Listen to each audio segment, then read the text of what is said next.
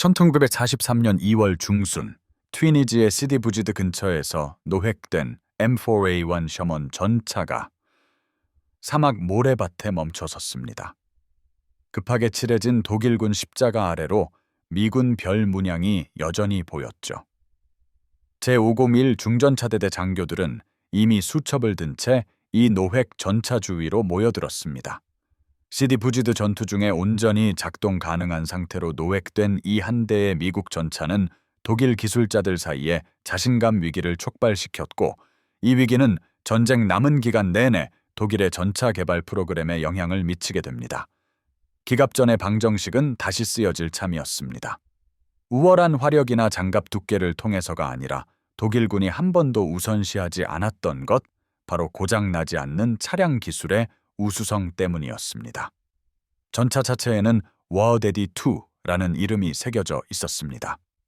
일련 번호 USA 30664밀은 이 전차가 리마 기관차 공장에서 제작되었음을 보여주었고, 제1기갑사단 제1기갑연대 기중대 소속이었습니다. 지나시경합니다.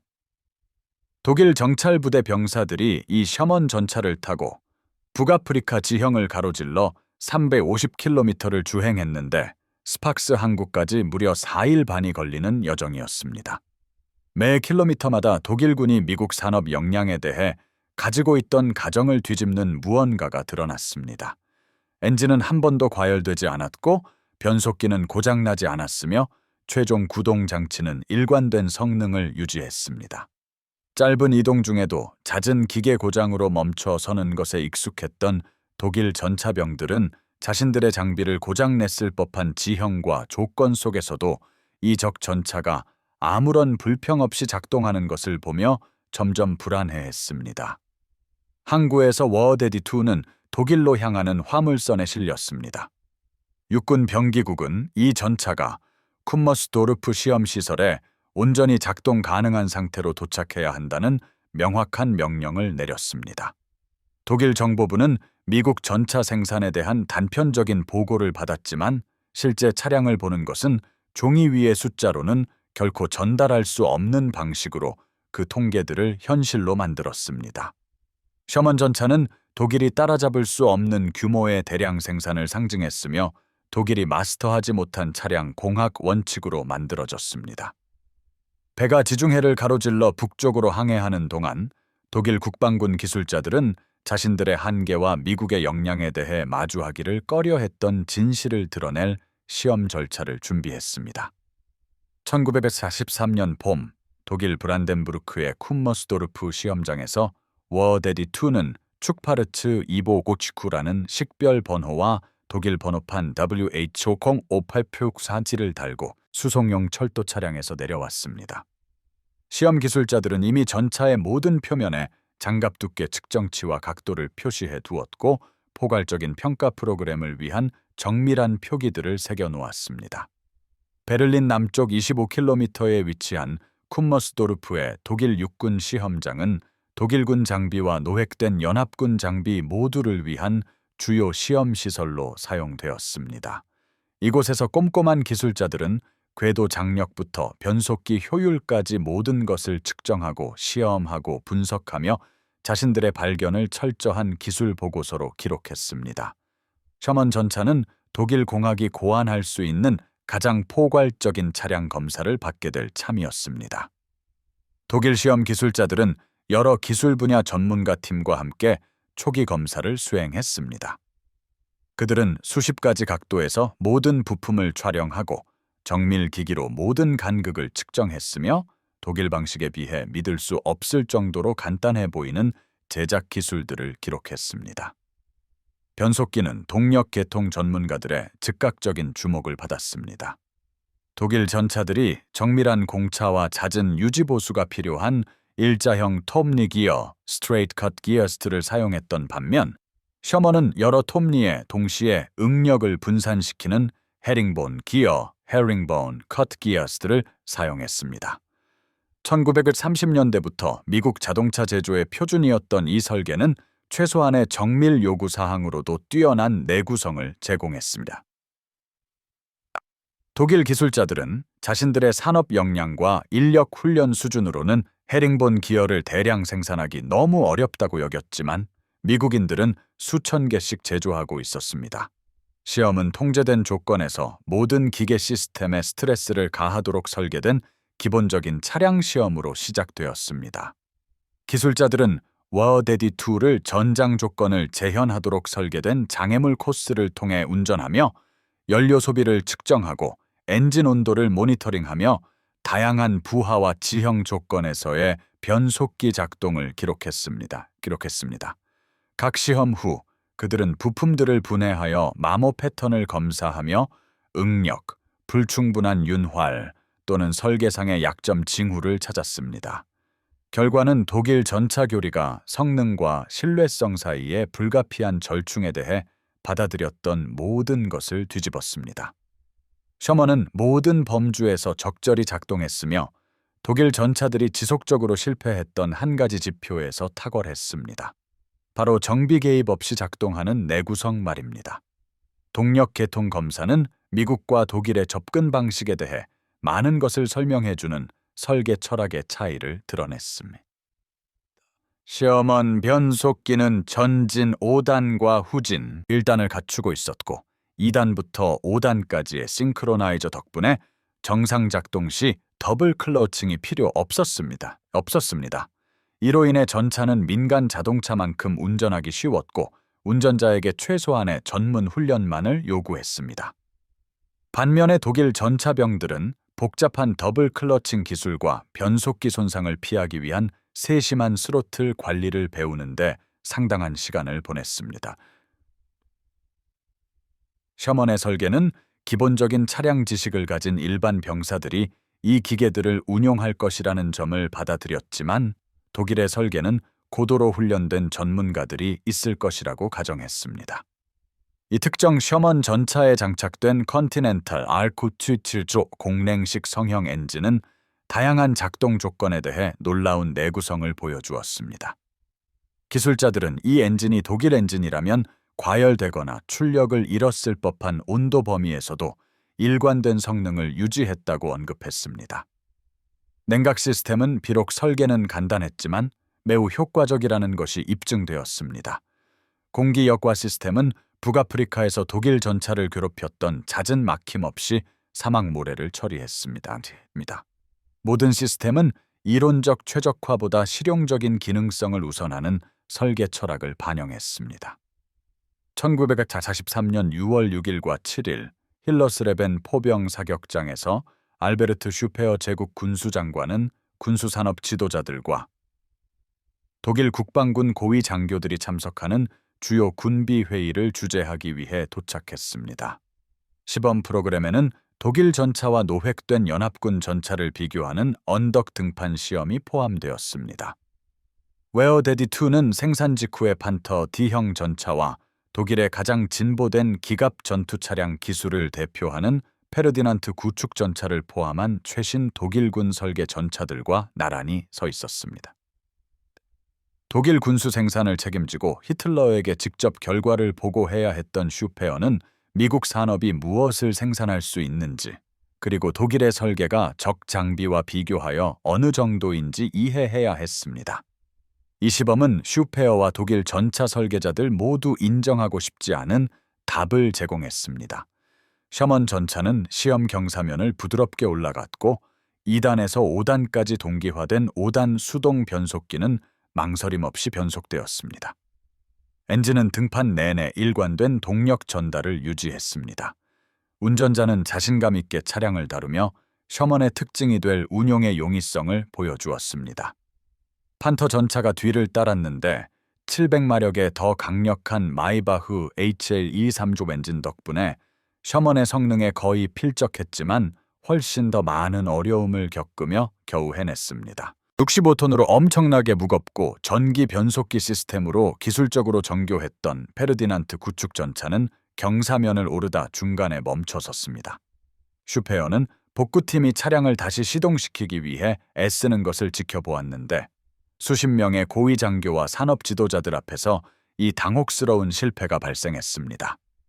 수년 후 슈페어는 자신의 회고록에서 1944년 10월 이탈리아 시찰 중 목격한 셔먼의 능력에 대해 썼습니다. 그는 셔먼의 야지 기동성에 대한 보고가 매우 호의적이었으며 독일 전차 전문가들이 전차가 접근할 수 없다고 여겼던 산들을 전차가 올라갔다고 언급했습니다. 그는 셔먼이 무게에 비해 매우 강력한 엔진을 가지고 있어서 평지에서의 야지 기동성이 독일 전차보다 확실히 우수하다고 평가했습니다. 제26 기갑사단이 이 이점을 구체적으로 보고했습니다. 독일 군수장관의 이러한 관찰은 독일 국방군 내에서 상당한 영향력을 가졌습니다. 1943년 6월 27일 다스 라이히 신문에 공식 서면 평가가 실렸습니다. 이 기사는 셔먼을 북미 연구소들의 특별한 성과 중 하나라고 묘사했고 북미 철강 산업에 아주 칭찬할 만한 제품이라고 불렀습니다. 이 기사는 가장 먼저 눈길을 끈 것이 셔먼의 연속 생산 방식과 북미 자동차 산업에 거의 오만하다고 할 수 있는 요구사항 충족이라고 언급했습니다. 기사는 자이로 안정화포를 어디에서든 시도된 최초의 시도라고 언급하며 이 분야에서의 미국 혁신을 인정했습니다. 패배주의적으로 보이지 않도록 선전 목적으로 신중하게 작성된 이러한 공개 성명들은 그럼에도 불구하고 독일 공학 부서들 전체로 퍼져나가던 내밀한 경고들을 숨기고 있었습니다. 미국 전차는 단지 적절한 정도가 아니라 근본적으로 장기적인 야전 작전을 위해 더 잘 설계된 것이었습니다. 쿰머스도르프로 돌아와 체계적인 시험은 1943년 여름 내내 그리고 가을까지 계속되었습니다. 기술자들은 셔먼의 작전 범위를 측정하기 위해 차량을 한계까지 몰아붙이는 장기 시험을 수행했습니다. 그들은 주요 정비가 필요하기 전에 2,000km를 초과하는 작전 범위를 기록했는데 이는 초기형 판터 전차가 야전에서 달성할 수 있었던 것의 약 4배에 달하는 수치였습니다. 그들은 어떤 독일 전차보다 뛰어난 변속기 효율을 측정했으며 구동계통을 통한 동력 손실이 유사한 독일 시스템보다 현저히 낮았습니다. 그들은 변속을 부드럽고 간단하게 만들어주며 더블 클러칭이나 독일 변속기가 요구하는 세심한 엔진 회전수 맞추기, 레브 매칭가 필요 없는 싱크로나이저가 장착된 수동 변속기를 면밀히 조사했습니다. 최종 구동 장치는 독일 공학의 가정을 뒤집는 또 다른 사실을 드러냈습니다. 독일 판터 전차는 티거 설계에서 계승된 최종 구동 시스템을 사용했는데 이는 스트레스에 취약하여 고장이 잦은 구성이었습니다. 이 설계는 45톤 차량에 의해 가해지는 부하에 부적합한 것으로 판명된 하우징의 일자형 톱니 기어를 사용했습니다. 북아프리카와 동부전선의 독일 정비병들은 최종 구동 장치 고장을 보고했으며 이로 인해 판터 전차는 비교적 짧은 이동 후 때로는 100km도 차에 가지 못하고 버려져야 했습니다. 셔먼 전차의 최종 구동 장치는 변속기와 동일한 헤링본 기어 원리를 사용하여 제작되었는데 독일 부품들을 파괴했을 법한 지속적인 전투 조건에서도 거의 고장나지 않았습니다. 수십 년 후의 복원 프로젝트에서는 수년간 보관된 후에도 기계적 복원이 필요 없는 셔먼의 최종 구동 장치들이 발견되었는데 이는 즉각적인 요구사항을 상당한 수준으로 초과하는 설계 여유의 증거였습니다. 1943년 말 무렵 쿰머스도르프는 독일 국방군 기술부서에 회람될 만큼 충분하고 방대한 내부 보고서를 작성할 자료를 축적했습니다. 이 문건들은 고위 국방군 장교들과 군수성 관계자들을 대상으로 한 것으로 당시 전차들의 상대적인 성능에 대한 냉정한 현실을 보여주었죠.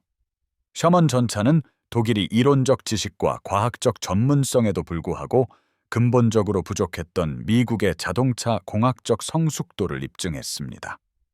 대량 생산 기술은 독일의 정밀 제조 방식으로는 조잡하다고 여겨질 수 있는 수준의 허용 오차를 허용했지만 오히려 야전에서 더 잘 작동하는 안정적인 전차를 만들어냈습니다. 부품 호환성 덕분에 기본적인 도구와 최소한의 전문 훈련만으로도 야전 수리가 가능했어요. 독일 전차는 많은 수리 시 공장 수준의 정밀도와 특수 장비를 필요로 한 반면 그들의 전반적인 설계 철학은 재원상으로는 인상적이지만 실제 전투에서는 유지될 수 없는 이론적인 최대 성능보다는 차량을 계속 운용 가능하게 하는데 우선순위를 두었습니다. 독일의 자체적인 공학평가 보고서는 단순히 생산량을 넘어선 미국의 산업적 이점에 대한 관찰을 기록했어요. 미국의 자동차 공학은 독일이 비슷한 규모로 발전시키지 못했던 수십 년간의 민간 산업 경험을 반영하고 있었죠. 전쟁 전 미국은 모든 경제 계층의 일반 시민들 사이에서 차량이 보편적으로 보급되는 등 광범위한 자동차 소유를 자랑했습니다. 독일은 훨씬 제한적인 민간 자동차 경험을 가지고 있었고 자동차는 부유층과 당 엘리트 계층의 사치품으로 남아 있었어요.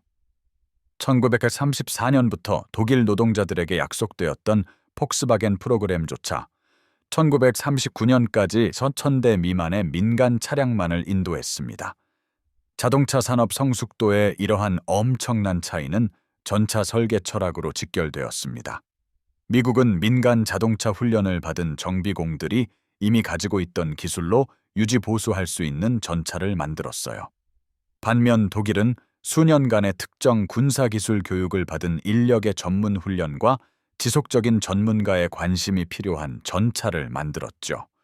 1943년 말과 1944년 초까지 야전 보고서가 쌓이면서 독일 전차의 신뢰성 문제는 무시할 수 없는 수준이 되었습니다. 판터 전차는 고장으로 멈춰서는 것을 막기 위해 엄격한 운용 제한이 필요했어요. 변속을 너무 자주 하면 변속기가 손상되므로 운전자들은 기어를 자주 바꾸지 말라는 명확한 지시를 받았습니다. 특히 3단 기어는 너무 자주 고장나서 야전 매뉴얼에서는 꼭 필요한 경우가 아니면 사용하지 말라고 경고할 정도였습니다. 판터는 후진하면서 방향을 틀 수 없었는데 이는 변속기를 파괴하기 때문이었죠. 제자리 회전, 피보터는 양쪽 궤도의 지면, 저항이 같을 때만 가능하여 전술적 유연성을 심각하게 제한했습니다. 주행장치에 이물질이 들어가면 구동 스프로킷이 걸려 몇 시간 동안 정비해야 했습니다. 이러한 문제들은 판터가 독일이 제공할 수 있는 최고의 재료를 사용하여 숙련된 노동자들이 전용 전차 공장에서 제작되었음에도 불구하고 존재했습니다. 대조적으로 셔먼 전차는 제너럴 모터스, 포드, 크라이슬러의 자동차 엔지니어들이 수십 년간의 민간 차량 제조 경험을 통해 개발한 대량 생산 원칙을 적용하여 설계되었습니다. 이 전차는 가능한 모든 곳에 상업용 자동차 부품을 통합하여 기존 공급망과 제조 전문 지식을 활용했습니다. 변속기는 캐터필러 트랙터, 뷰익, 포드 자동차 회사 등 여러 제조업체에서 생산되었는데 이들은 모두 동일한 사양으로 제작되었고 조정 없이 자유롭게 혼합할 수 있는 완전히 호환 가능한 부품을 가지고 있었습니다. 이러한 표준화는 미국 자동차 산업에서는 일상적인 일이었지만 독일 전차 생산에서는 각 제조업체가 미묘한 변형을 도입하여 진정한 부품 호환성을 방해했기 때문에 여전히 이론적인 수준에 머물러 있었습니다. 1943년과 1944년 내내 추가로 노획된 셔먼 전차들이 쿰머스도르프에 도착했는데 여기에는 이탈리아의 영국군, 부대와 동부 전선의 소련군으로부터 빼앗은 전차들도 포함되어 있었습니다. 노획된 각 차량은 유사한 테스트 절차를 거쳐 다양한 변형과 생산 기간에 걸친 미국 전차 능력에 대한 포괄적인 데이터베이스를 구축했습니다. 영국군은 일부 셔먼 전차에 자신들의 7파운드 대전차포를 장착하여 셔먼의 주된 화력 약점을 해결한 파이어플라이 변형을 만들었어요. 독일 엔지니어들은 이 개조된 전차들을 특히 흥미롭게 살펴보며 셔먼의 넓은 포탑 링이 훨씬 더 큰 포를 최소한의 개조만으로 수용할 수 있었다는 점을 주목했습니다. 파이어플라이는 독일 엔지니어들이 자신들의 차량을 설계할 때 고려하지 않았던 원래 설계에 내재된 성장 잠재력을 보여주었죠. 소련의 T-34 전차에 대응하기 위해 서둘러 생산된 판터는 포탑과 차량 전체를 재설계하지 않고는 상당한 무장 업그레이드를 할 수 없었습니다. 자동차 테스트 프로그램은 전투 상황을 재현하도록 특별히 설계된 신뢰성 시험으로 확장되었습니다. 엔지니어들은 셔먼 전차를 수백 킬로미터에 걸쳐 험지 주행시키면서 모든 기계적 사고, 정비 요구 사항, 부품 고장을 기록했습니다. 이 결과들을 동부 및 이탈리아 전선에서 운용 중인 판터와 티거 부대의 야전 보고서와 비교했습니다. 그 수치들은 비교 신뢰성에 대한 분명한 이야기를 말해 주었습니다. 판터의 운용 준비 태세는 1943년 대부분 평균 40% 미만이었고 일부 부대는 25%에 불과한 비참한 비율을 보고하기도 했습니다. 개별 판터 대대는 5대 중 1대 미만의 전차만이 실제 전투작전이 가능했던 기간을 기록했습니다. 이에 비해 셔먼 전차는 모든 전선에서 상당히 높은 운용 가용성을 유지했습니다. 독일 야전 보고서의 구체적인 데이터는 판터의 신뢰성 문제를 처참할 정도로 자세히 기록했습니다. 1983년 7월 쿠르스크 전투의 치타델 작전 중 판터는 단 16%의 운용 준비 태세를 달성했는데 기계적 고장으로 인한 손실이 적의 공격보다 더 많은 전차를 무력화시켰습니다. 1943년 12월까지 준비 태세는 단 37%로 개선되었습니다. 1944년 2월 보고서에는 37% 운용 가능, 1944년 4월에는 50% 운용 가능, 1984년 5월에는 마침내 78%를 달성했다고 나타났습니다. 이 수치들은 특정 날짜에 실제로 전투작전이 가능했던 판터 전차의 비율을 나타내며 나머지는 부품을 기다리거나 수리 중이었습니다. 이러한 진행 상황은 설계 결함이 해결되면서 점진적인 개선을 보였지만 가장 좋았던 판터의 준비 태세율조차 셔먼이 초기 생산부터 달성했던 수준에는 결코 미치지 못했습니다. 1943년 12월에 이르자 데이터를 검토하는 어떤 객관적인 관찰자에게도 이 패턴은 부인할 수 없게 되었습니다. 셔먼 디젤 변형의 엔진 수명은 적절한 정비하에 3,000km를 초과했습니다. 판터 엔진 수명은 최악의 초기 문제가 개선된 후에도 겨우 1,000km에 도달했죠. 1984년 3월 독일 보고서는 개선된 판터 엔진이 700건 1,000km의 서비스 수명을 달성했다고 기록하며 이를 성공으로 제시했습니다. 하지만 이러한 개선은 판터 엔진을 셔먼 디젤 엔진 능력의 약 3분의 1 수준으로 끌어올렸을 뿐이었습니다. 셔먼 변속기는 오버홀 사이에 최소한의 정비만 필요했으며 운전자 오류로 인한 손상 가능성을 줄이는 싱크로나이즈드 기어를 갖추고 있었습니다. 판터 변속기는 지속적인 관심과 잦은 수리를 요구했으며 3단 기어 고장이 너무 흔해서 운전자들은 문제의 기어비를 피하기 위해 2단에서 4단으로 건너뛰는 것을 배웠습니다. 셔먼의 최종 구동 장치 Final Drive Shifter는 운용 100km 이내에 판터의 최종 구동 장치를 일상적으로 파괴하는 조건에서도 안정적으로 작동했습니다. 노획한 셔먼 전차를 운용하는 독일군 부대의 야전 보고서는 쿰머스도르프 시험 데이터를 실제 운용 경험으로 보강했습니다. 독일 기계화 부대는 자신들의 전차 전력이 약화되면서 신뢰할 수 있는 차량에 필사적이었고 온전하게 노획할 수 있는 모든 미국 전차를 적극적으로 활용했어요. 독일군이 사용 전에 광범위하게 개조했던 소련의 T-34 전차와는 달리 셔먼은 변경 없이 독일군에 배치되었습니다. 설계대로 올바르게 작동했기 때문에 수정이 필요한 근본적인 결함이 없었기 때문이죠. 자체 전차에서 수많은 기계적 고장을 겪었던 독일 전차 승무원들은 셔먼의 신뢰성에 놀라워하며 편지와 보고서에서 자주 언급했습니다. 판처연대 보고서에 따르면 셔먼 운용병들은 전술적 고려 사항과 전투 효율성에 집중할 수 있었던 반면 판터와 티거 승무원들은 고장 없이 전장에 도달하거나 기계적 고장으로 차량이 무력화되기 전에 임무를 완수하는 것에 끊임없이 걱정해야 했습니다. 1945년 1월 노르트빈트 작전 중 제10 SS 판처 사단은 헬레스 하임에서 M4A3 셔먼 12대를 노획했습니다. 이 전차들은 미 제43 전차대대 소속이었는데 독일군의 공격 중에 승무원들이 버리고 간 것을 온전하게 노획한 것이었습니다.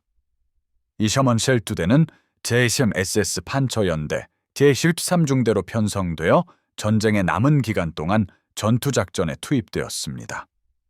이 전차들은 정비 중단 없이 지속적인 이동과 안정적인 기계적 성능을 요구하는 정찰 차량 및 기동 예비대 역할에 사용됩니다. 독일 지휘관들은 쿰머스도르프 시험이 몇 년 전에 증명했던 것을 인지하고 있었죠. 바로 필요할 때 미국 전차는 작동한다는 사실입니다. 이러한 신뢰성은 화력이나 장갑 보호보다도 전쟁의 마지막 몇 달 동안 전술적 유용성을 결정했습니다.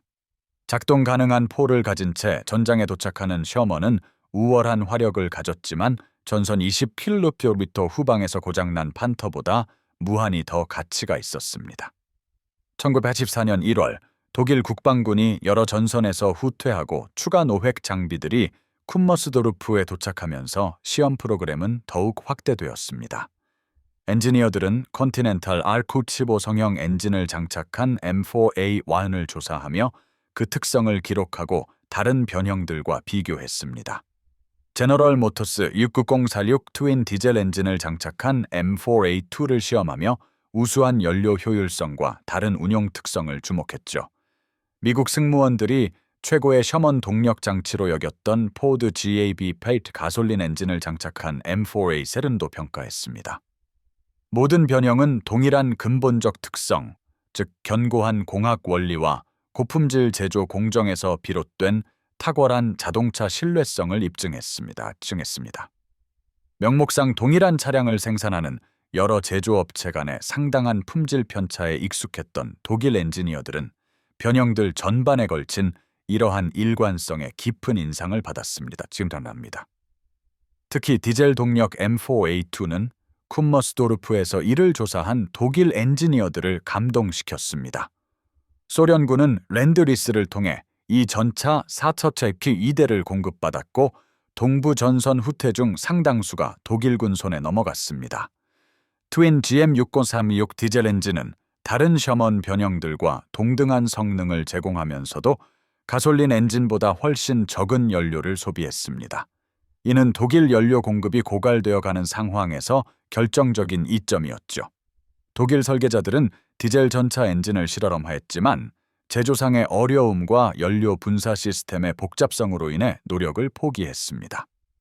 미국 산업은 생산 일정을 방해하지 않고 디젤 셔먼과 가솔린 변형을 함께 생산하며 전시 상황에서 독일 산업이 결코 달성하지 못했던 제조 유연성과 기술적 정교함을 보여주었습니다.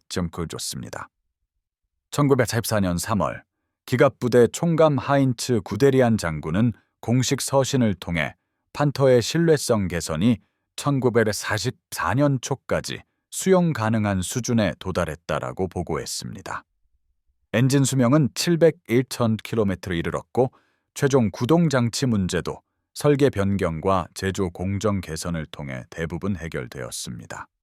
이 개선은 독일군 통신에서는 상당한 성공으로 제시되었지만 이는 단지 판터의 신뢰성을 셔먼 전차가 1942년 초기 생산부터 이미 달성했던 수준으로 끌어올린 것에 불과했습니다.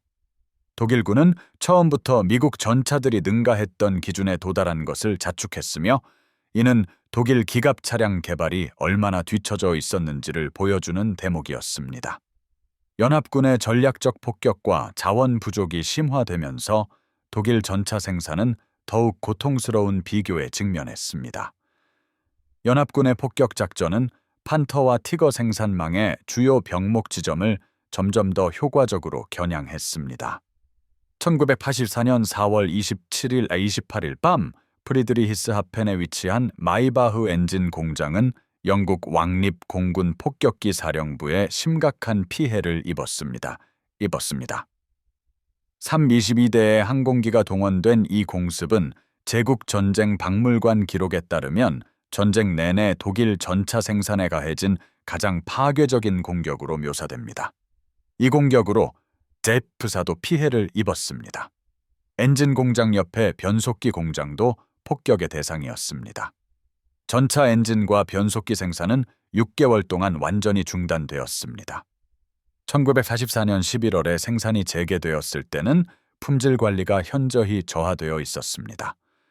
독일 노동자들이 군대에 징집되면서 독일 전차 공장에 점점 더 많이 투입된 강제 노동자들은 의도적인 사보타주를 감행했습니다.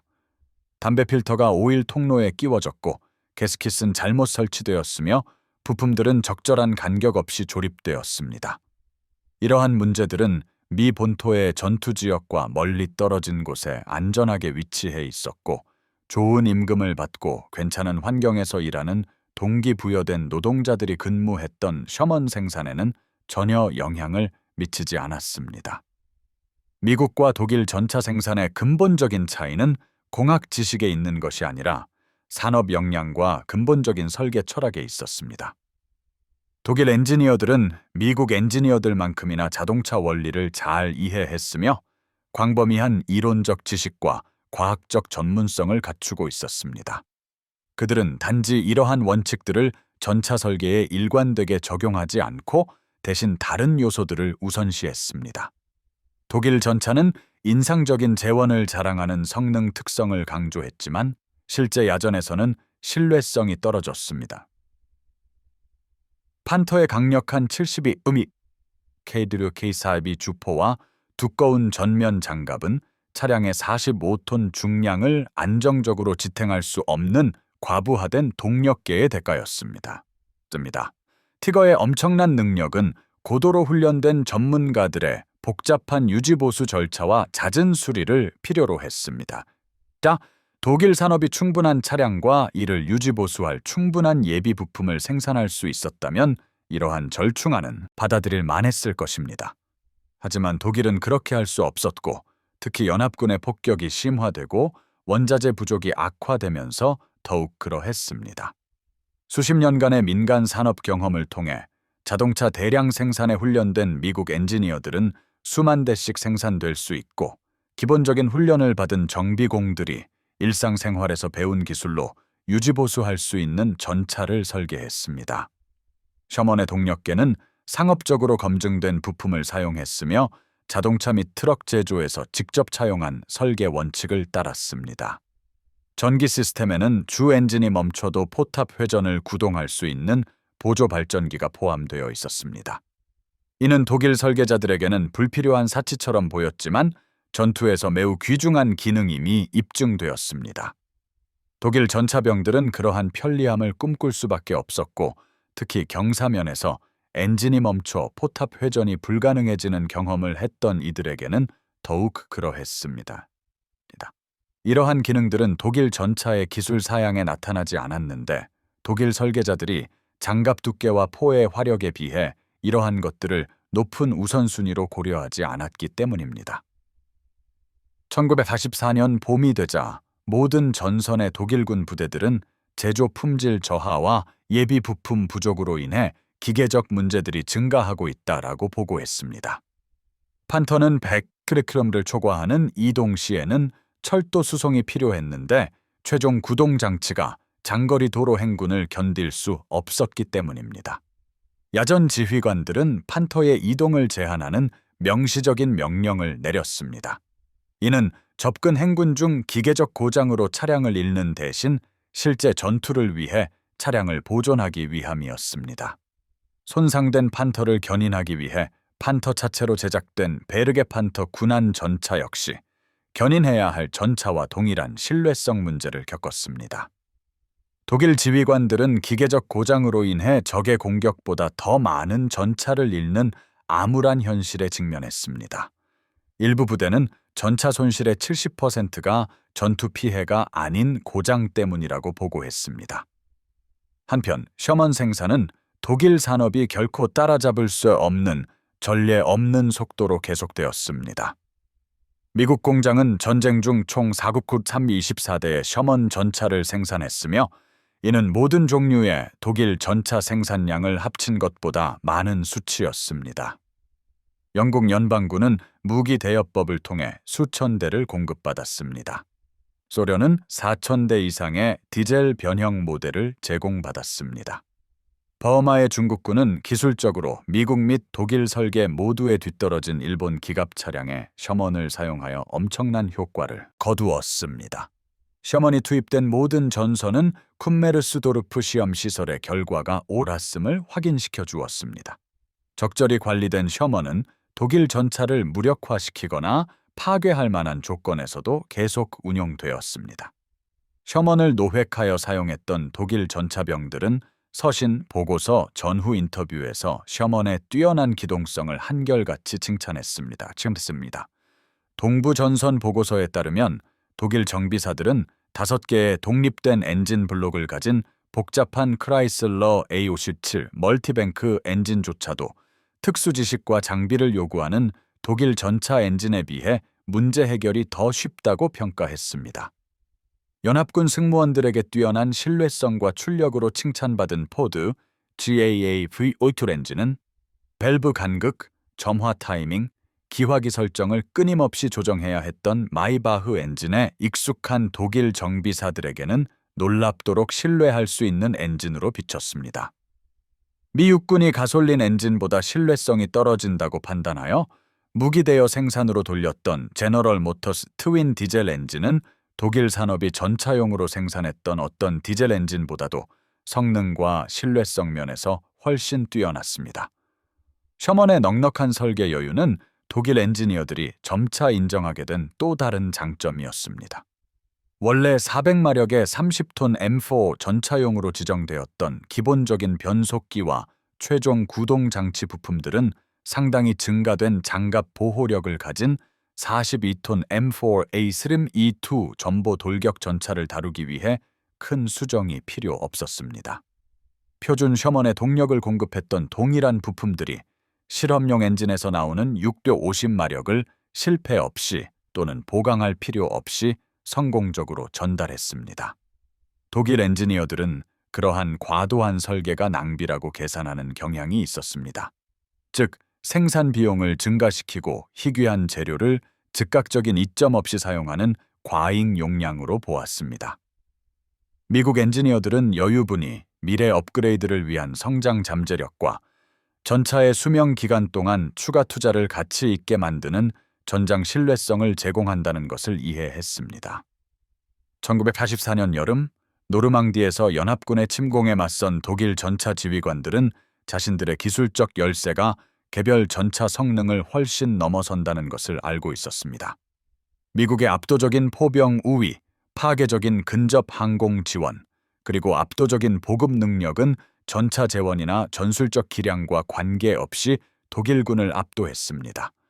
하지만 셔먼의 신뢰성은 미 기갑 부대가 독일 기갑 사단이 도저히 따라올 수 없는 지속적인 작전을 유지할 수 있음을 의미했습니다. 미 전차대대는 공격을 개시하고 전투작전을 유지하며 추격을 수행하고 대규모 정비 중단 없이 즉시 다음 작전을 준비할 수 있었습니다.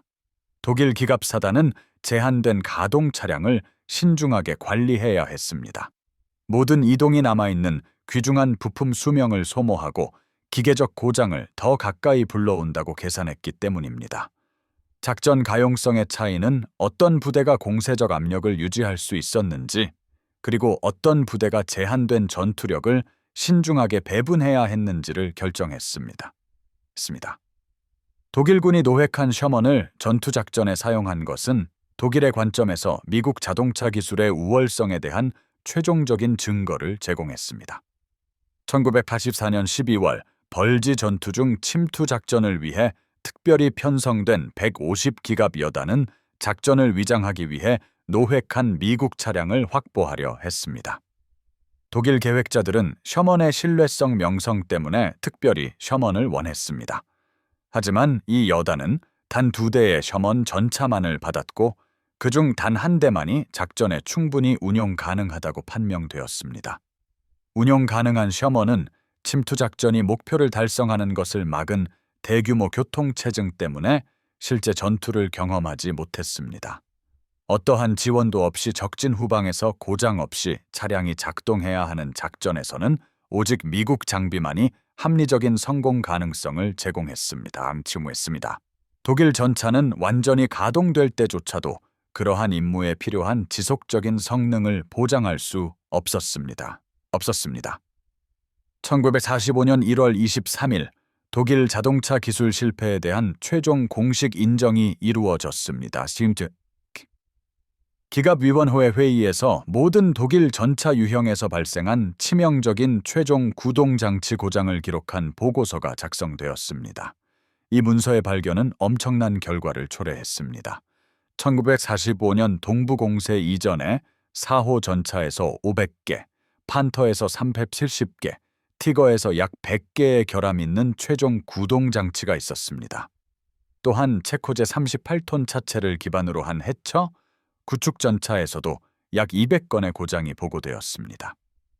구데리안 휘하의 기갑부대 총감 참모장인 볼프강 토말레 중장은 그 작전적 영향을 냉혹한 표현으로 설명했습니다.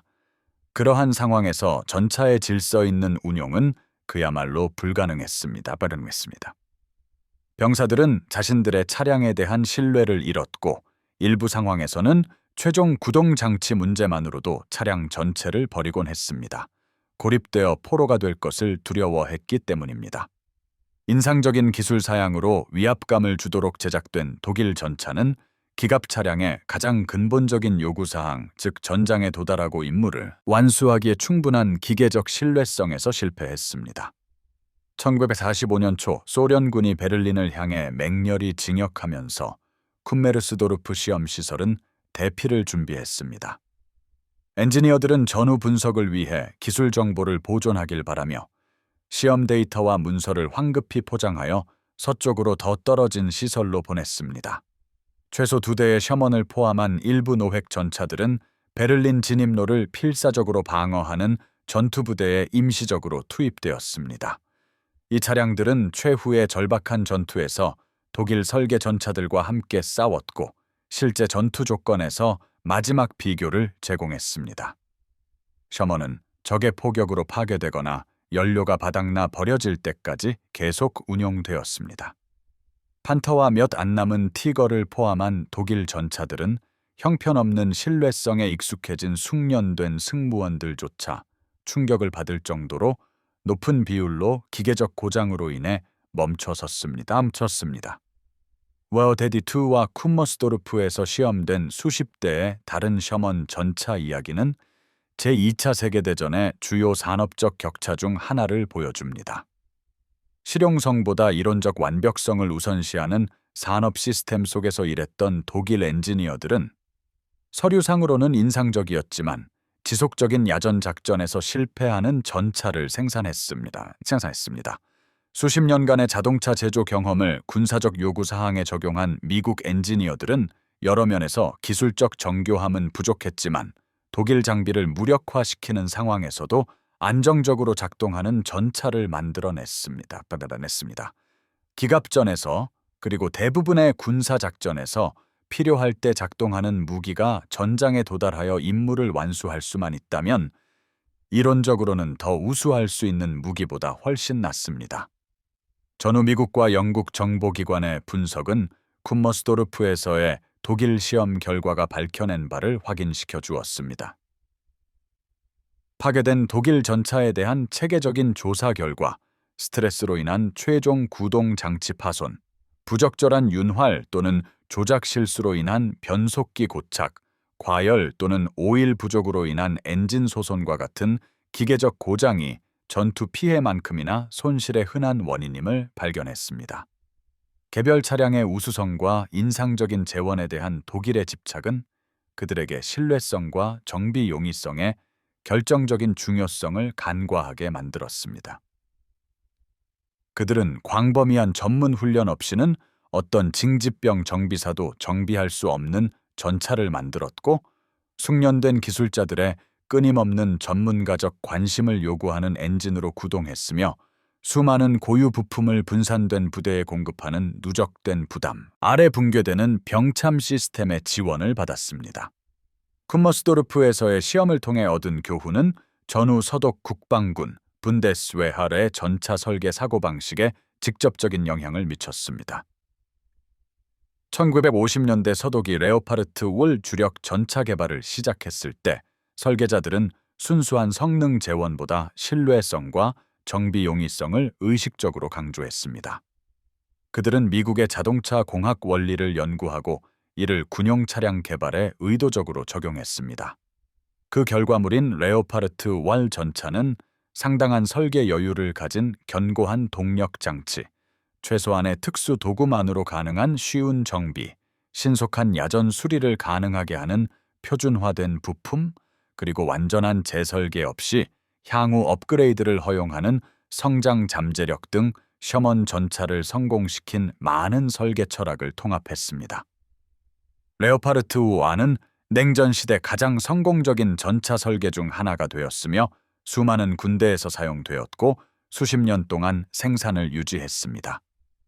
쿤머스도르프에 있었던 노획된 셔먼 전차들, 특히 선체에 여전히 독특한 이름이 그려져 있던 워데디2는 단순한 기술적 조사를 위해 본국으로 가져온 적군 장비 그 이상을 의미했습니다. 그것들은 산업적 성숙도와 실용적 경험에 기반한 건전한 공학 원리가 제조 현실을 고려하지 않고 추구된 이론적인 기술 혁신보다 더 중요하다는 것을 보여주는 명백한 증거였습니다. 독일 전차 설계자들은 우월한 기술이 물질적 불리함과 수적 열세를 극복할 수 있다고 믿었기 때문에 첨단 재원을 추구했습니다. 그들은 틀렸습니다. 미국 전차 설계자들은 병참, 정비 능력, 그리고 지속적인 가동률이 현대 기계화 전쟁의 승패를 결정한다는 것을 고된 경험을 통해 이해했기에 신뢰할 수 있는 차량을 만들었습니다. 그들은 옳았고 그들의 접근 방식은 결정적인 것으로 입증되었습니다. 셔먼 전차와 독일 전차 사이의 신뢰성 격차는 전술적인 기갑전에만 영향을 미친 것이 아니라 군사산업 역량과 현대 분쟁에서의 그 결정적인 역할에 대한 더 폭넓은 이해를 근본적으로 형성했습니다. 독일은 제2차 세계대전에 많은 무기 시스템에서 기술적 우위를 가지고 참전했으며 대부분의 적수보다 뛰어난 과학적 지식과 공학적 전문성을 보유했습니다. 하지만 독일은 여러 전선에서 동시에 적과 싸우면서 지속적인 대량 생산을 통해 그러한 우위를 유지할 산업적 깊이와 제조 정교함을 결여했습니다. 미국은 여러 면에서 기술적으로 덜 정교한 무기를 가지고 전쟁에 참전했지만 전투 피드백을 기반으로 품질, 신뢰성, 성능을 지속적으로 개선하면서 압도적인 양으로 무기를 제조할 수 있는 산업 역량을 가지고 있었습니다. 셔먼 전차 설계 및 생산으로 완벽하게 예시된 이러한 산업적 접근 방식은 소규모 생산에 적용된 독일의 기술적 정교함보다 훨씬 더 효과적이었습니다. 미국은 독일이 생산한 모든 유형의 전차를 합친 것과 거의 같은 수의 셔먼 전차를 생산했으며 동시에 다른 모든 유형의 무기를 엄청난 양으로 생산하고 렌드리스를 통해 동맹국에 공급했으며 모든 참전국 중 가장 높은 생활 수준을 유지했습니다. 전략 폭격이 강화되기 전부터 독일에게는 불가능했던 이러한 경제적 성과는 어떤 전투만큼이나 확실하게 전쟁의 결과를 결정했습니다. 객관적으로 살펴보면 그 계산은 간단하고 냉혹하리만치 명확했습니다. 신뢰성 있게 전장에 도달하여 효과적으로 싸우는 75mm 포를 가진 셔먼 전차가 적과 교전하기도 전에 고장나거나 하루 작전을 위해 사흘간의 정비가 필요한 우월한 포를 가진 판터 전차보다 무한히 더 가치 있었습니다. 차량의 80%가 가동 가능한 전차 대대는 차량의 40%만 가동 가능한 대대가 감히 시도할 수 없는 임무를 수행할 수 있었습니다. 신뢰성은 단순히 편의성 요인이나 부차적인 고려 사항이 아니었습니다. 그것은 작전 효과의 기반이었으며 기갑부대가 할당된 임무를 수행할 수 있는지 여부를 결정했습니다. 독일 전차는 전쟁 내내 이 근본적인 시험에서 지속적으로 실패했습니다. 미국 전차는 지속적으로 합격했습니다. 쿤머스도르프 시험은 1943년 중반까지 어떤 합리적인 의심의 여지 없이 이를 증명했습니다. 심지어 독일 지휘관들이 보기에는 위협적이고 인상적인 재원을 가졌지만 가장 필요할 때 작동할 것이라고는 신뢰할 수 없는 판터와 티거 전차를 계속해서 배치했음에도 말이죠. 셔먼 전차는 화력이나 장갑 방호의 기술적 우위로 제2차 세계대전에서 승리한 것이 아닙니다. 기계적 신뢰성, 지속적인 가용성, 쉬운 정비라는 형태로 발현된 산업적 우위로 승리했습니다. 쿤머스도르프의 독일 엔지니어들은 1943년 중반까지 자신들의 철저한 시험을 바탕으로 이를 이해했습니다. 그들은 자신들의 발견을 문서화한 상세한 보고서를 작성했습니다. 그들은 과학적 엄격함으로 증거를 반복해서 시험했습니다. 그들은 미국의 이점에 대해 올바른 결론에 도달했습니다. 하지만 문제를 이해하는 것과 해결하는 것은 근본적으로 다른 도전 과제입니다. 독일 산업은 우월한 자원을 가진 적들과 여러 전선에서 패배하는 전쟁을 동시에 치르면서 신뢰성 원칙을 중심으로 생산을 재정비할 역량이 부족했습니다. 미국 산업은 수십 년간의 상업적 경쟁을 통해 민간 자동차 부문의 신뢰성을 구축했으며 그러한 성숙한 원칙들을 군사 생산에 놀라운 성공을 거두며 단순히 확장했습니다. 튀니지에서 노획되어 쿤머스도르프에서 수개월간 철저히 시험된 단 한 대의 셔먼 전차 웨어데디2는 기계적 신뢰성과 일관된 성능을 통해 모든 이야기를 들려주었습니다. 고장 없이 주행한 모든 킬로미터는 독일 전차 설계가 신뢰성보다 재원을 우선시함으로써 근본적으로 잘못된 길을 택했음을 보여주는 증거였습니다. 미국의 자동차 공학적 우수성을 입증한 모든 시험은 산업적 성숙도와 실용적인 제조 경험이 이론적인 성능 계산보다 더 중요하다는 증거였습니다. 셔먼 전차와 독일 전차의 신뢰성을 비교한 모든 결과는 미국인들이 독일 엔지니어들이 해결해야 할 필요성조차 깨닫지 못했던 문제들을 해결했다는 것을 증명했습니다. 그 전차 자체는 여러 면에서 특별할 것 없는 49,000대 생산된 것 중 하나에 불과했습니다. 하지만 그것이 나타내는 바는 독일의 자신감을 무너뜨리는 것이었습니다. 전투가 계속되는 와중에도 독일은 이미 산업전쟁에서 패배했으며 독일의 기술적 정교함이나 전술적 기술과는 상관없이 미국의 생산 역량은 결코 따라잡을 수 없다는 증거였습니다.